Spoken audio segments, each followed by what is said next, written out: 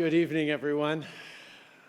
I know it's been a big day, a lot of great and very meaty and significant conversations, but I'm warning you, settle in, get comfortable, get your translators out, because I got a lot to say tonight. Je veux commencer, évidemment, par remercier le Regia Group et BMO Groupe Financier de m'avoir invité et d'avoir organisé la conversation d'un peu plus tôt avec le ministre Champagne et le sénateur Coons. Je tiens aussi à remercier les gens présents ce soir. Vous êtes ici pour discuter des grandes questions qui touchent le Canada et les États-Unis en tant que partenaires commerciaux et alliés les plus proches du monde. C'est important d'avoir ces conversations à un moment aussi décisif de notre histoire. With global inflation exacerbated by Russia's illegal war, people in developed economies are struggling to make ends meet. People in the global south are facing food shortages. People are suffering everywhere from the impacts of climate change. And in Ukraine, people are losing their lives in the fight for their freedoms and for ours. Our relationship with the United States has always been important. But today, in the face of such uncertainty, it's absolutely vital. And President Biden made clear the depth and strength of this relationship when he addressed the House of Commons just the other day. He said, "The United States chooses to link our future with Canada because we know that we'll find no better partner." And I mean this from the bottom of my heart. No more reliable ally, no more steady friend. Together, we have built a partnership that is an incredible advantage to both our nations. See, over the last 2 centuries, we've built a robust and integrated economy with reliable supply chains that have supported manufacturing jobs, resource jobs, transport jobs, jobs in almost every sector of the economy. Le Canada et les États-Unis entretiennent depuis longtemps une relation qui favorise notre prospérité commune. Aujourd'hui, face à l'évolution du contexte mondial, on doit réfléchir à la suite des choses. La pandémie et l'invasion illégale de l'Ukraine par la Russie ont exposé des vulnérabilités importantes dans les chaînes d'approvisionnement mondiales. Il y a de l'inquiétude par rapport à nos vulnérabilités économiques en ce qui concerne la dépendance à l'égard d'États autoritaires. Tout ce que le Canada et les États-Unis ont accompli jusqu'à présent, c'est la base sur laquelle on va bâtir l'économie forte, prospère, équitable et durable du 21e siècle. The budget we released last week was all about meeting this moment. It's a made-in-Canada plan to invest in people today in making life affordable in healthcare and dental care, and to create great jobs and prosperity for the decades to come. It hones in on 2 key issues that lie ahead. The first is seizing the opportunities of the clean economy. Major economies are moving towards net zero at an unprecedented pace. They are retooling, reskilling workers, and taking real action to fight climate change. Pendant trop longtemps, les gens ont cru que la protection de l'environnement nuisait à la croissance économique. Mais le monde s'est réveillé. Il y a des milliers de milliards de dollars en capital privé prêts à être investis dans une économie mondiale propre. C'est quelque chose que notre gouvernement avait déjà compris en 2015. On a mis un prix sur la pollution, ce qui pousse le marché à trouver des solutions. On a investi dans l'efficacité énergétique, des technologies propres et la décarbonisation de l'industrie. A healthy environment is absolutely imperative if we want to continue to generate the kind of prosperity that has made Canada strong for the last 155 years, and it's where private capital is going. Canada needs innovative financing to crowd in this capital. And that's where our new Canada Growth Fund comes in. This $15 billion arm's-length public investment vehicle will be delivered by the Public Sector Pension Investment Board, who will make independent investment decisions. The Growth Fund will help clean tech companies scale up, provide project financing for the adoption of new technologies, and use investment instruments like contracts for difference that make carbon pricing even more predictable. This is something industry has been asking for, and this will help de-risk long-term projects and provide more certainty as businesses make investments to reduce their emissions and stay competitive. The Canada Growth Fund will attract private investment in projects that capitalize on our potential. The U.S.'s Inflation Reduction Act is a historic investment in fighting climate change on a scale heretofore unseen. It's motivating clean investment across the globe, which is especially important as countries look to move away from fossil fuels produced by countries like Russia. And this brings us to the second key issue this year's budget takes on. Global economies are seeking stable trading partners and reliable supply chains in the face of geopolitical uncertainty. On doit tous reconnaître que les politiques économiques sont aussi des politiques de sécurité, qui sont aussi des politiques climatiques. Notre gouvernement s'assure que le Canada soit très bien placé pour être le fournisseur d'énergie fiable dont le monde carboneutre aura besoin. On investit dans l'hydrogène propre, la biomasse et les biocarburants. Et on vient de proposer un crédit d'impôt à l'investissement dans l'électricité propre. La mesure va agir comme un incitatif fiscal remboursable de 15% pour les investissements dans l'énergie solaire, marémotrice, nucléaire et hydroélectrique, dans les projets de stockage de l'électricité et bien d'autres. L'électricité produite au Canada est déjà parmi les plus propres au monde. Le crédit d'impôt va permettre d'accélérer nos efforts pour mettre en place un réseau entièrement carboneutre d'ici 2035. 2035. 25, j'ambitionnais un petit peu. Ça veut dire que nos maisons, nos bureaux et nos usines vont être alimentés par de l'énergie sans émission. Le crédit va aussi permettre au Canada d'être compétitif dans un monde carboneutre où l'électricité sans émission va être un gros avantage économique. New investments to build clean industry do so on a foundation of proven, effective policies like the price on pollution. And they are supplemented by the work of the Canada Infrastructure Bank as well as by targeted grants where needed. We're also introducing a 30% refundable tax credit for clean tech manufacturing. This could help projects that help extract and refine critical minerals, build a solar panel factory, or help a company retool a plant to manufacture clean tech. Tax credits like these are hat tricks.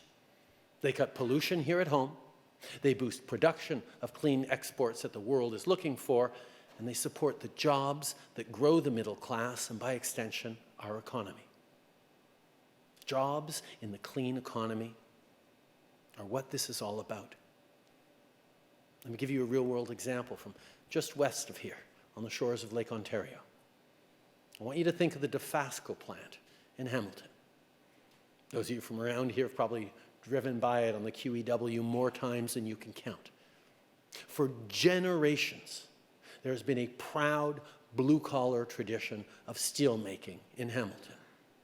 The steel forged at Dofasco has been used to construct bridges, buildings, cars, and more.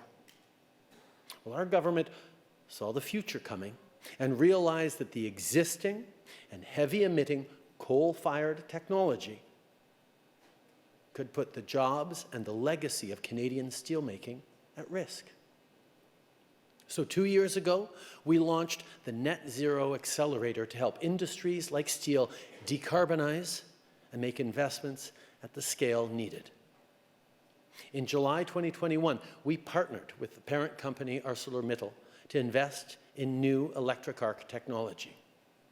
This means that not only will Canada produce some of the cleanest steel in the world in the coming years, but our second and third generation steel workers in Hamilton will know that their children and grandchildren will be fifth, sixth, and seventh generations of good middle-class jobs at Dofasco if they choose. And that's what it's all about. A good job, where people can do a good day's work, support their families, and take pride in what they do. It's why we fought to make sure that the Inflation Reduction Act included a carve-in for Canada that protected the integrated supply chains for electric vehicles. Because again, back when we were designing our climate plan, we saw which direction the automotive industry was going. We set zero-emission vehicle sales targets. We created purchase incentives for Canadians. We started building a charging network from coast to coast to coast. And now, we're securing manufacturing capacity, from mining critical minerals, to battery manufacturing, to vehicle assembly, to the specialized tires that electric vehicles roll on, made at the Bridgewater plant that Michelin has had for 50 years in Nova Scotia. We've been making sure Canadian workers and Canadian industry stay competitive, that Canada remains an attractive place to do business. And that's what our Made in Canada plan is all about. And let me tell you, the momentum is pretty darn good. In the past year, Honda, General Motors, and Stellantis have made major investments to upgrade and retool their assembly plants so that they can manufacture hybrid and electric vehicles. We've seen major investments in battery manufacturing, from Umicore to BASF, and most recently, to an announcement that Volkswagen has chosen Canada for its very first overseas electric vehicle battery gigafactory. Yeah. François Philippe's a big fan of that one. You worked very hard on that. This new Volkswagen factory is a major win for Canada and a vote of confidence in Canadian competitiveness. Our government worked hard to get this deal, but ultimately, it was the reputation and strength of Canadian workers that sealed it. In all my conversations around the world, in pitching Canada, in telling people to come invest in Canada, the greatest competitive advantage we have is always our workers. Hardworking, innovating, showing up for work, steady, well-educated, with health care, with strong communities, with great quality of life, a growing population. These are the things that draw people in. I remember last year I was at a Nokia announcement in Canada, a suburb of Ottawa. Nokia decided to make Canada one of their only 5 research and development hubs in the world. And it wasn't because we offered them $45 million, although we did, and they took it. It was because the researchers, the engineers, the workers, the quality that we would be delivering here was reliable.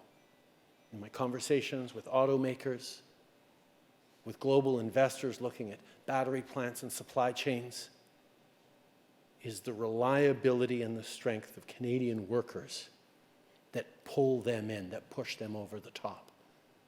That's why these deals are so important, as they bring in billions of dollars in foreign direct investment, and they mean thousands of good jobs in communities across the country, not just for right now, but jobs that people can see will last for decades for their communities. La réalité, c'est que l'avantage concurrentiel du Canada est unique. Notre pays a des minéraux critiques qui vont alimenter l'économie mondiale tout au long de la transition vers la carboneutralité d'ici 2050 et pendant bien des années encore par la suite. Dans notre budget, on s'engage à accélérer la procédure d'approbation des grands projets qui vont nous permettre de répondre à ces besoins, en s'assurant de respecter nos mesures de protection environnementale et de collaborer avec les peuples autochtones. On a les minéraux nécessaires à la fabrication de véhicules électriques, d'éoliennes, de batteries, de panneaux solaires et de nombreuses autres technologies essentielles à l'avenir énergétique propre. But we're also looking outward to opportunities and strategic considerations beyond our borders. As one of the very few countries with the full suite of critical minerals needed to build the batteries of the future, we're working with our friends and allies to build stable and reliable supply chains. This helps address strategic vulnerabilities and brings the world along in the clean energy transition. We're also taking action to strengthen our continental semiconductor ecosystem and reduce reliance on countries like China.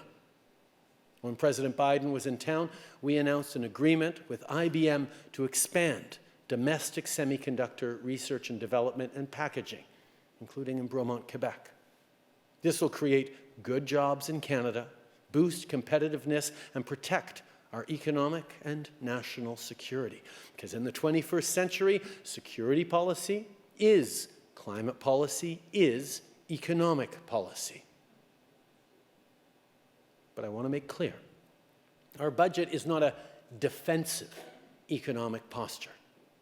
C'est une possibilité incroyable. Le président Biden lui-même dit qu'on est dans un point tournant de l'histoire, où les décisions qu'on va prendre dans les années à venir vont déterminer le cours de notre monde pour les décennies à venir. C'est le genre de moment historique qui arrive seulement à toutes les 5 ou 6 générations. C'est un moment sérieux et on doit en être à la hauteur. C'est l'occasion pour le Canada et les États-Unis de montrer la voie non seulement en tant que gouvernement, mais aussi par l'intermédiaire de leur secteur privé. Comme l'a dit le président Biden, on est à la tête de la région économique la plus compétitive, la plus prospère et la plus résiliente du monde. On est prêt à saisir l'occasion qui s'offre à nous et à faire face à toutes les éventualités. The strategic clean economy investments we've been making since 2015 are about growing the economic pie for everyone and securing new investment opportunities for a lot of you here on Bay Street. But fundamentally, it's about people. It's about great jobs. Great jobs for resource workers, mining the critical minerals that the world needs. For construction workers and tradespeople using innovative new low-carbon building materials. For engineers designing hydrogen plants and fuel cells. For farmers and foresters who are making next-generation biofuels. For back office and support staff at thousands of growing companies. And of course, for the small business entrepreneurs dreaming up solutions to the new challenges of the 21st century. Real wealth isn't made on the trading floor. It's created in factories, in fields, in labs, in mines. La vraie richesse est créée par les ouvriers des chaînes de montage et les agriculteurs, par nos chercheurs qui font de nouvelles découvertes, par nos innovateurs qui réfléchissent à des solutions audacieuses et créatives, par les entrepreneurs qui ont de grandes idées et une ambition sans limite. La vraie richesse est créée par les gens. People are the engine of our economy. We can never forget that. And I proffer this warning because there was a time, not too long ago, when the establishment seemed to lose sight of that. there was a pretty unchallenged belief that the ideologies of deregulation and unencumbered globalization would create wealth for all. But the rising tide didn't lift all boats. Not everyone benefited. Corporations did extremely well. The jobs for the middle class went overseas and weren't replaced. Then 2008 happened. In the US, banks got bailouts, but the middle class got foreclosures on their home. And meanwhile, there were a lot of conservative governments and political leaders who looked to austerity. And then, as GDP started to grow again, wages didn't. The 1% did better and better, and a lot of hardworking people got left behind. Inequality was taking hold. The middle class was getting hollowed out. People got disillusioned and frustrated with the establishment. A lot of them still are. And this matters because some of the same political forces that let that happen are now seeking to take advantage of people's economic pain. They're turning people towards anger, populism, isolationism, and protectionism. They're sharing conspiracy theories. They're sowing distrust in institutions. They offer no solutions, no alternatives. But they do effectively amplify the very real anxiety that people are feeling. It's a dangerous approach that will impact not just you in this room, but people in communities big and small, right across this continent.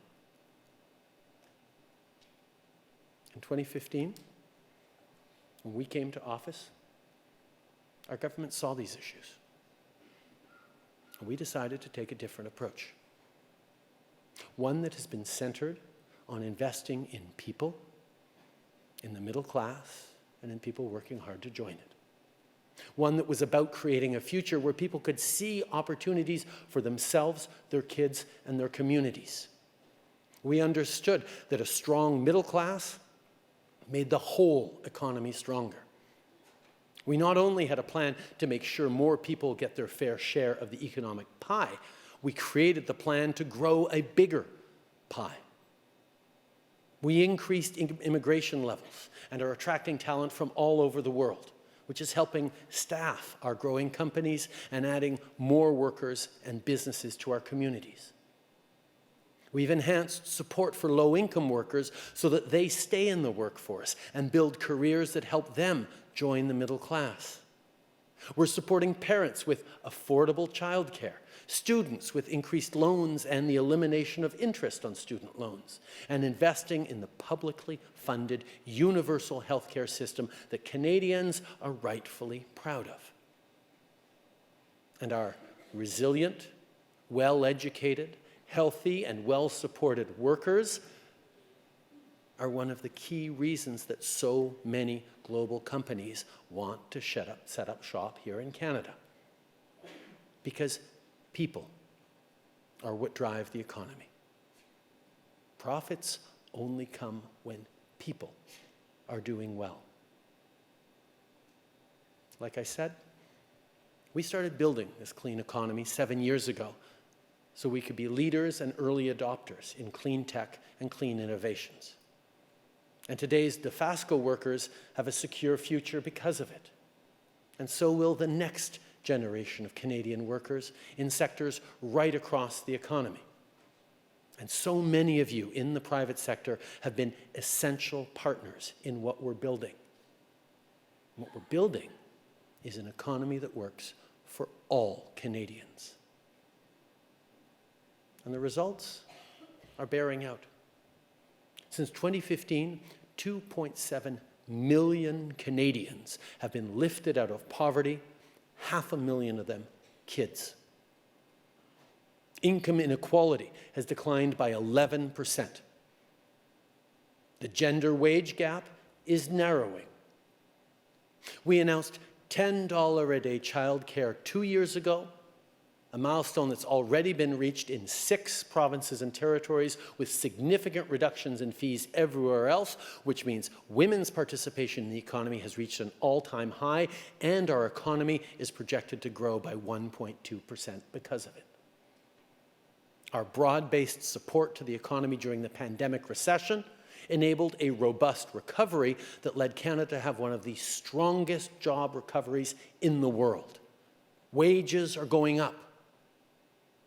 Last year, we had the strongest economic growth in the G7. We have the lowest deficit and debt-to-GDP ratio in the G7. Comme je l'ai dit, on cherche à agrandir la taille de l'économie. Et on veut s'assurer qu'un plus grand nombre de personnes aient leur juste part, parce que c'est bon pour tout le monde. On sait aussi qu'un commerce libre et équitable est essentiel pour y arriver. On s'est donc assuré que nos accords commerciaux comprennent de meilleures mesures de protection de l'environnement et des travailleurs. C'est exactement ce qu'on a fait quand on a renégocié et amélioré l'ALENA. On s'est concentré sur la croissance de l'économie et on l'a fait de manière à offrir aux citoyens de réelles possibilités, à leur permettre d'avoir davantage de contrôle sur leur vie, sur leur avenir. In these times of anxiety, people are looking for solutions and looking to us all as leaders. Well, to lead is to choose. To govern is to choose. Some politicians have made the choice to exploit fears, to rile people up while offering no real solutions. Our government has made a different choice, and we'll keep making that choice.